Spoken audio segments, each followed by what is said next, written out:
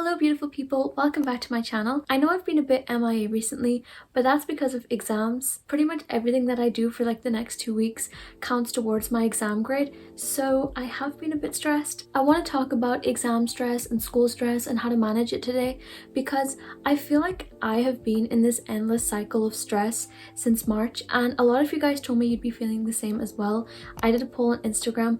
A lot of people said they were stressed, and a lot of people gave me cool ideas and activities that they do to feel less stressed. So let's go through the responses and I'm going to give my thoughts on all of them. Okay, so many of you said you turned to YouTube to clear your mind from stress, and I can 100% relate to this. YouTube has like a special place in my heart. That sounds really cringe, I know, but trust me, I feel like YouTube is the first platform I turn to whenever I'm bored or I'm super stressed, because there's something about seeing normal people that are going through the same thing as you are, or are in a similar position, or are just enjoying life, that makes you feel good. I don't know if anyone else can relate to this, but I love seeing people do their like weekly vlogs where they're eating and studying and just going to different places or staying at home and doing fun things.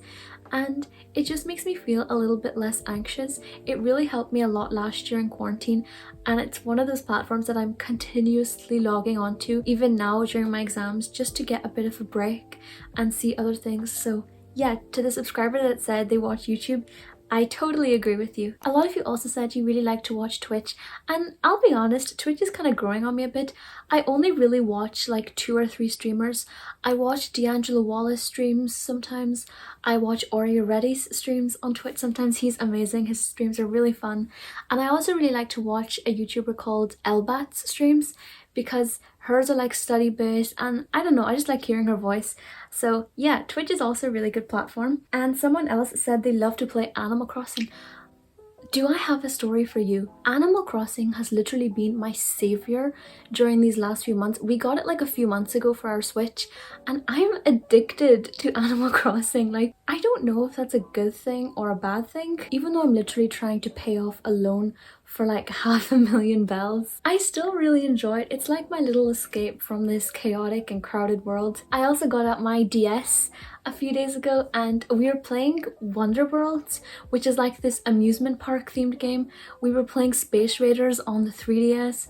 We were just having fun and looking through all our old like memories, and yeah, it was just really nice, kind of nostalgic. Many people also said they like to talk to someone if they're feeling stressed. Okay, so I know this works for so many people, but I don't know, I just can't completely open up to someone. I don't know why. I only have a few friends that I can completely share my stress with or just open up to. I don't know why. I think part of me feels like I don't want to impose onto that person, and if they're already going through such a stressful day, do I really need to share my thoughts and share how stressed I am and just further create this negative environment? I don't know, I just don't like to do it that much. I think this is one of the root causes as to why sometimes I just get so overwhelmed and I'm like, nah, leave it, I don't want to do it anymore, because I hold in a lot of my feelings because I just don't like to share them that much.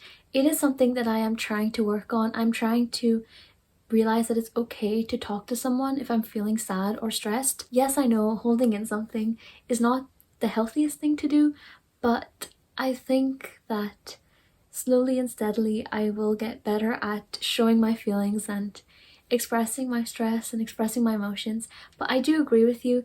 Talking to someone is definitely the best way to feel less stressed. One of my friends on YouTube, Laura Dev, she's got such a beautiful channel.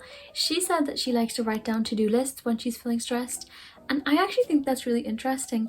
If you watched my last video, which was me trying a productive morning routine, I did a to-do list there, and I have actually been doing them since, but I've been kind of just doing them in my school planner, not really in that to-do list book.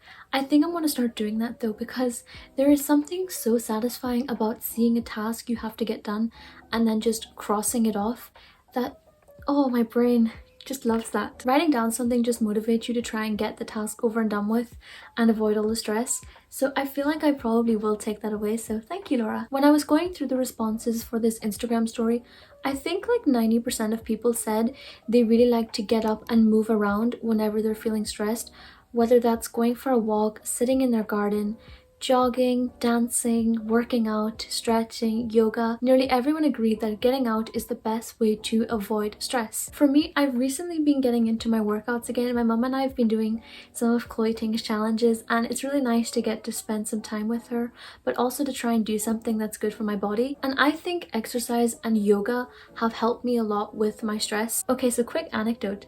Whenever the gyms closed last year, I really couldn't see at first why people were so upset and angry that the gyms weren't opening first, and the fact that, you know, the gyms were closed basically. Even outdoor gyms were closed. And now I truly do see why. I think it is so important to try and get up and get around and just do something that's physically good for your body, because let me tell you, I'm not a big lover of doing workouts and stuff, but since I've started working out a bit more and doing some exercise, I love it, and I feel like it's helped me manage my stress so much. I think working out is a really good way to tell your body that, yeah, we can get this shit done, and it's just a good way to nourish yourself from the outside in. Exercise is also proven to really help with mental health, and I see that whenever my mum and I are doing workouts together, it's like we're both encouraging each other to do the best we can. And then we started to do pranayam, which is like a breathing exercise, and different types of pranayams. And yeah, it's actually really fun. It's really good for hay fever season as well, so bonus. Other things that you guys mentioned on Instagram were painting, reading, even drinking water. It's so important to just try and carry out some form of self-care for yourself, because self-care is also productive. And I love to read, but I just have not got around to reading in such a long time because of exams. I love to do art, I love to paint. I haven't got around to doing that either. I have got around to drinking water, otherwise I wouldn't be here. It's just nice to take time out of your day for yourself. Even 5 minutes spent on a drawing, or 5 minutes spent reading that book you wanted, 5 minutes drinking water, actually maybe not 5 minutes, but like a few seconds to take a glass of water and drink it, all do help with stress as well. Even just taking a few extra minutes to put on some jewelry, or just put on some light makeup, or do your hair nicely, even putting on nice clothes. Anything that makes you feel good will make you feel less stressed. I think feeling good and feeling less stressed kind of go hand in hand. Lastly, to end this video on a positive note, I asked you guys over on Instagram as well. I know I asked you guys pretty much everything on Instagram. I don't have a community tab yet. What your comfort song was, aka the song you turn to when you are sad or angry or stressed. I'll start. Mine is Don't Look Back in Anger by Oasis. So please let me know what your comfort song is down in the comment section or on Instagram. I shared all of the responses on my Instagram highlight, which is called Happiness, I believe. And everyone has really good music tastes, so you should definitely go check it out. Seriously though, I hope this video gave you an insider into how I like to manage exam stress or school stress, and how a lot of my subscribers and followers and just people in our community manage stress as well. Please remember that your feelings are extremely valid. It's okay to be sad or stressed or anxious when looking at the news. I've linked some resources, mental health charities, and just other videos down below if you want to go check them out. Just remember that you are not alone. We will get through this, and trust me, we will start our summer off with a banger. Oh god, that phrase is literally so cringe. Please do not cancel me, and please call me out the next time I use that word in that context. But anyway, thank you so much for watching. Stay safe, and I will see you next week for another video. Bye!